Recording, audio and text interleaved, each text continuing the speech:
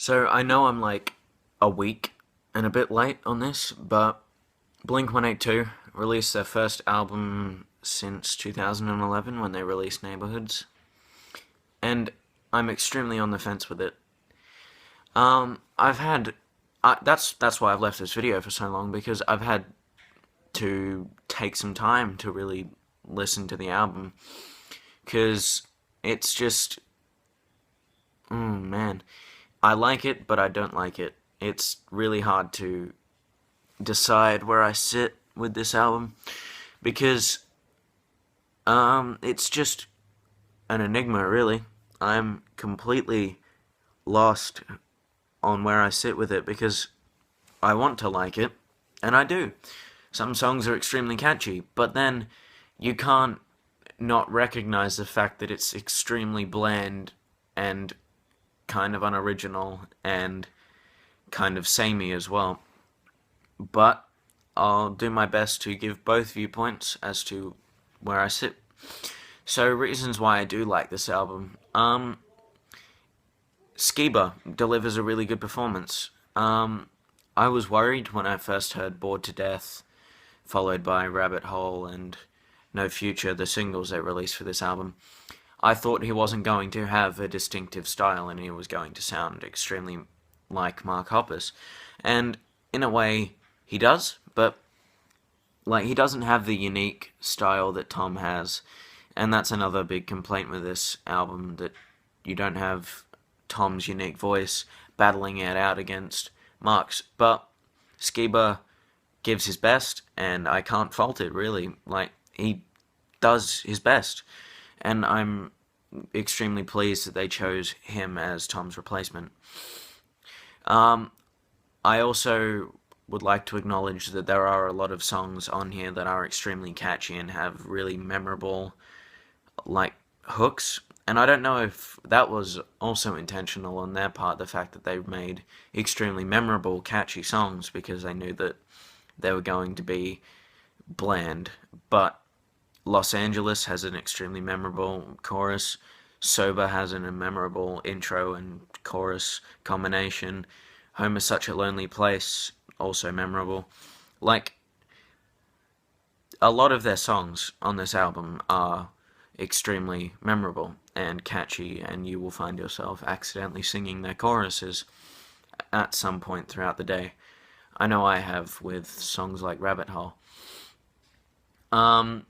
Another thing that you can compliment this album on is the fact that it's not the same as anything they've done before. That's also a negative, though, because it is extremely uninspired, whereas all their past works were quite inspired with what they did. Tom's also, not Tom, Travis is also extremely tight on the drumming again, as he is on every album. He's been the one constant throughout the entirety of Blink's career. Well, aside from when they had Scott Rayner, but that's beside the point. Mark is extremely auto-tuned on this album, but I mean, if you heard his live performances, you'd understand why. But other than that, yeah, catchy songs, tight drumming, just yeah, extremely memorable songs. But on the other hand, you have the fact that every song on this album is extremely samey and extremely uninspired. You have the token acoustic song, Home is Such a Lonely Place. You have the token weird song, Los Angeles, which is like a format breaker, style breaker, I don't know. And then you have all the other filler songs. I don't want to call them filler songs because they are, as I said repeatedly, memorable, but they are fillers really. When I say that every song on this album is extremely similar, they all have big choruses, big catchy choruses. They have a combination of either Mark on the first verse and Matt on the second, or they switch it around. But, oh man, it's just every negative is a positive, really, because they somehow managed to take Matt on Mark on first verse and Matt on second verse, and managed to make it seem different on every song. I have no idea how they do that, and I am frankly surprised. But they follow the same formula for every song. They have constant variations of na na na na na or something similar to that. Um, but like, as much as I want to say I don't like this album, I do. I have enjoyed it, and as a Blink 182 fan, it's like you'd think it would annoy some of the other diehard fans that you enjoy California, but I do. Um, I like all their other work as well, but that was more inspired.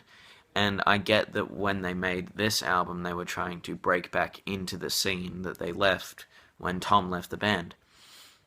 So I give them credit where it's due because it's still a catchy, fun album, but I also can't ignore the fact that it's bland, uninspired, and missing Tom.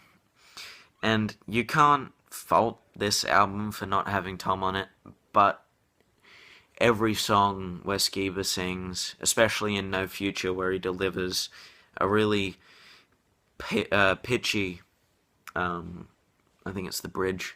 It's so bad.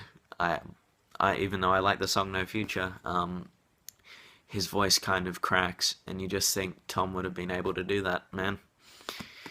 But yeah, I think I'll wrap it up there. It's certainly no better than anything they've done in the past, aside from maybe Neighborhoods. It's a toss-up.